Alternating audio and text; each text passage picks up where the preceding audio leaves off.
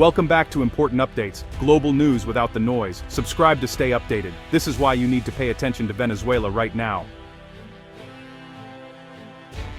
Venezuela, home to the world's largest oil reserves, once stood as a key U.S. partner in Latin America. But the rise of Hugo Chavez and Nicolás Maduro shifted the country towards socialism and new alliances, especially with China. China now provides loans, technology, and diplomatic support to Venezuela, securing oil and a strategic foothold in the region. The U.S. sees this as a direct challenge to its influence and fears China is propping up an authoritarian regime.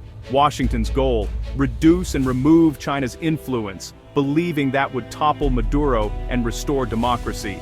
This is part of a broader U.S.-China rivalry for global influence and resources. The U.S. has imposed sanctions, applied diplomatic pressure, and backed the Venezuelan opposition. Yet, Maduro remains in power, and China's presence has only grown. Why is the U.S. strategy failing? This video will explore the actions taken by the U.S., the responses from China and Venezuela, and why the American approach is backfiring. Understanding this dynamic is crucial for the future of the Americas. The battle for Venezuela is about more than oil. It's a test of 21st century power.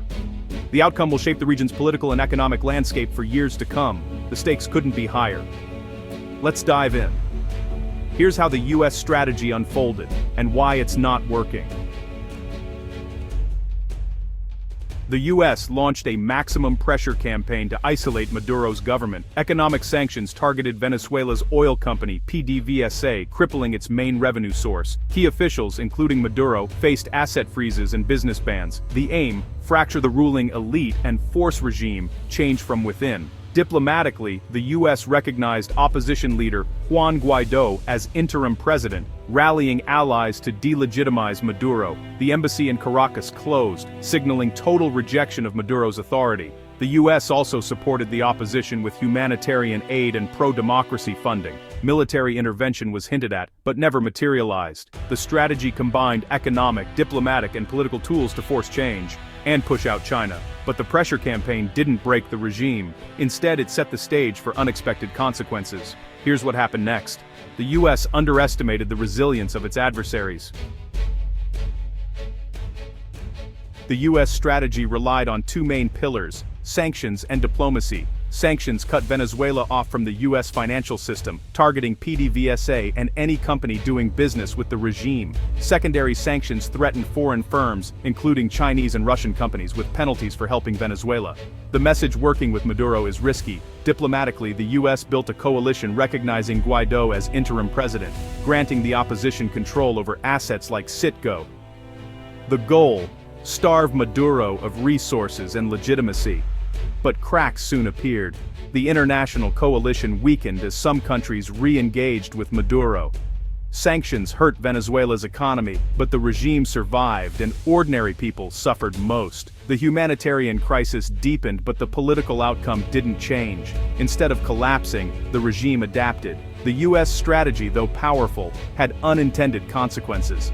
The pressure campaign pushed Venezuela further from the West and closer to China. The U.S. underestimated the costs of its approach. The next move came from Beijing. China saw opportunity in the chaos. Here's how China responded. China responded to U.S. pressure with quiet determination.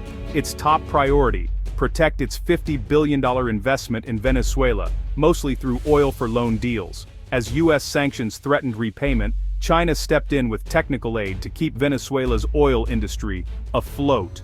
Chinese companies repaired infrastructure and helped Venezuela evade sanctions, using dark fleet tankers and rebranding oil shipments.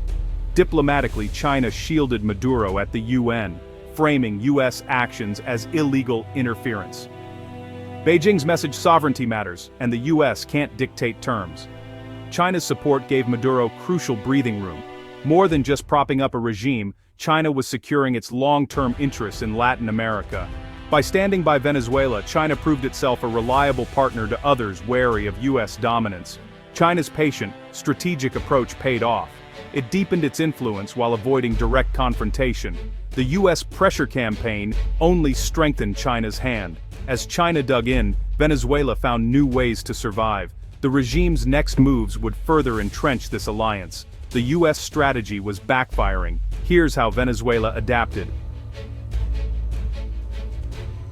Under siege, Maduro's government pivoted fully toward China. US sanctions forced Venezuela to reroute oil exports to Asia, with China as the main buyer, often at a discount and through indirect channels. Payments shifted to yuan and barter, bypassing the US dollar. Venezuela even dollarized parts of its economy to survive hyperinflation. Militarily, China supplied radar systems and surveillance tech, including the Fatherland Card, a tool for both social services and political control. This support helped Maduro maintain power and monitor dissent. Politically, the regime blamed US economic war for Venezuela's woes, rallying nationalist support. The pressure campaign, meant to isolate Venezuela, only deepened its dependence on China. The regime became more resilient and more entrenched. The US strategy had the opposite effect. Instead of collapse, Venezuela adapted and survived. The next chapter, how China filled the vacuum left by the West. The consequences were profound. The story of Venezuela's ports reveals the US strategy's failure.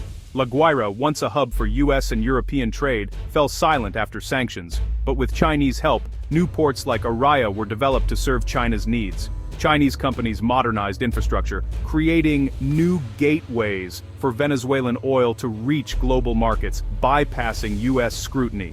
As Western firms withdrew, Chinese and Russian companies took over vital sectors, from oil to logistics. Every exit by a Western company opened the door for China to expand. The US aimed to push China out, but instead, it cleared the way for deeper Chinese involvement. This pattern repeated across industries. The more the US isolated Venezuela, the more China filled the void.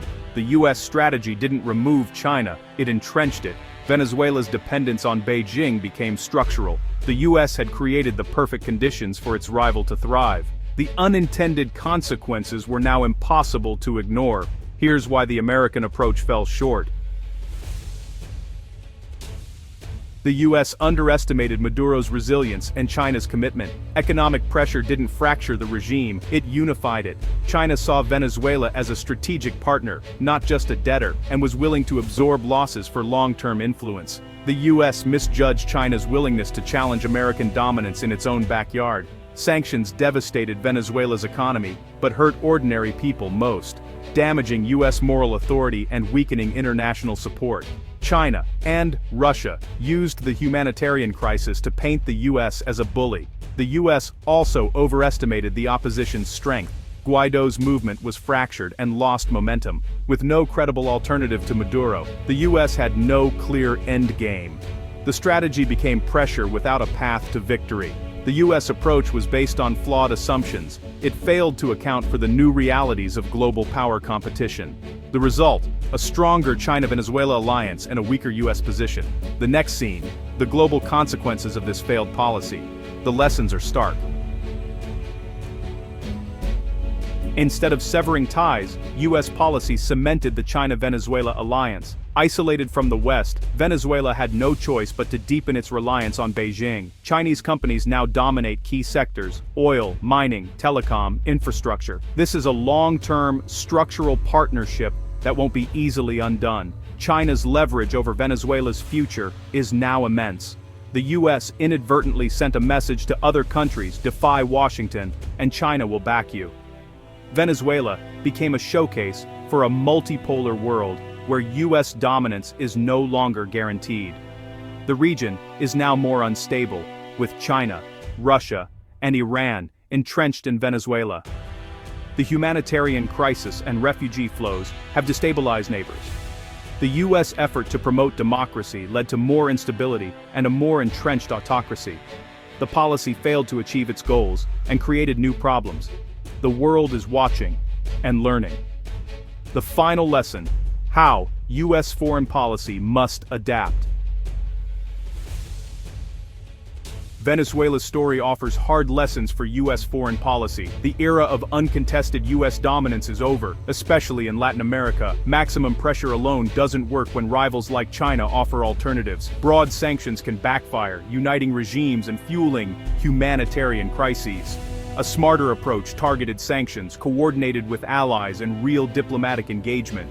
The US must offer more than threats. Development, trade, and partnership are key. Competing with China means giving countries a reason to choose the US, not just punishing them for defiance. The Venezuela case is a warning. Pushing rivals out isn't enough. The US must also pull others in with a compelling vision. The future of American influence depends on learning these lessons. The world is changing, and US strategy must change with it. The challenge is clear. Will the US adapt or fall further behind? Only time will tell.